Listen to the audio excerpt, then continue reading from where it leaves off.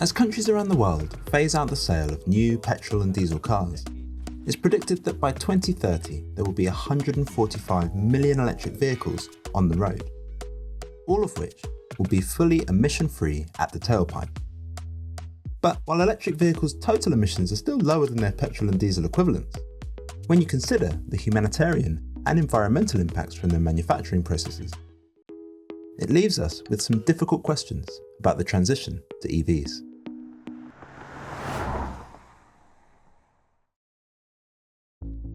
If we take a look at an electric vehicle, you can see that the engine, powered by a battery, has only 20 moving parts.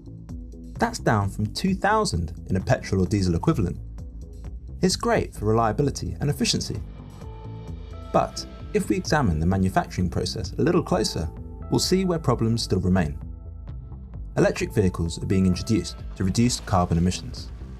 Yet it's estimated that up to 60% more carbon go into the making of an electric vehicle than a petrol or diesel powered one.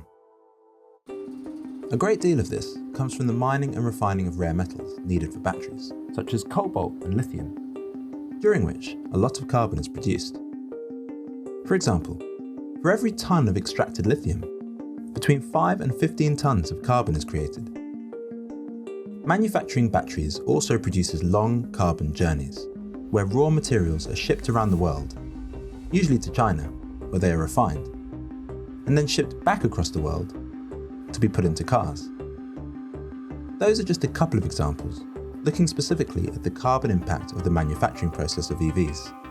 But there are a whole host of other environmental, human rights and geopolitical concerns that are created in the making of electric vehicles.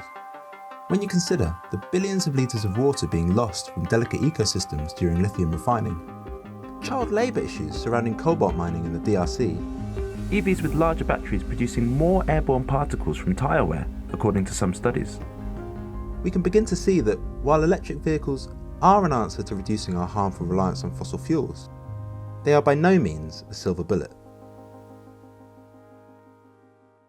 Taking a step back from the manufacturing process, there's a complicated environmental issue that goes beyond just making the vehicles themselves, and that's that EVs are only as green as the power grid they draw from.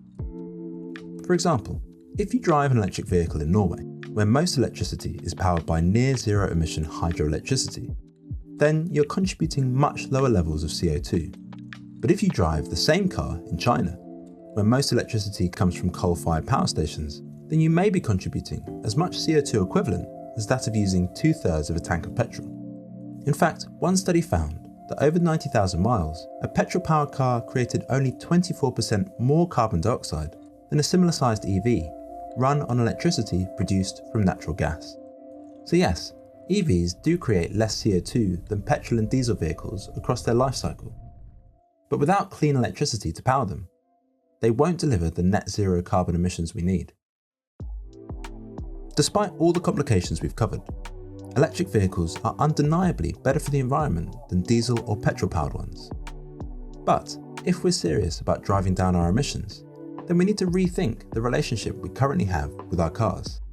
Rather than simply swapping one car for a less polluting car, we should be demanding greener integrated public transport systems and reducing our reliance on personal transport. Currently, 98% of all the world's electric buses are used in China, which indicates that we have the technology but not the political will to use it. So in the meantime, rather than waiting for future technological advancements to clean up our battery production, we should look to some of the cleaner solutions that are already available, such as cycling and walking and other forms of active travel, as well as car sharing schemes. And there's a fundamental thing we need to consider, and that's simply, where possible, reducing the number of car journeys we take.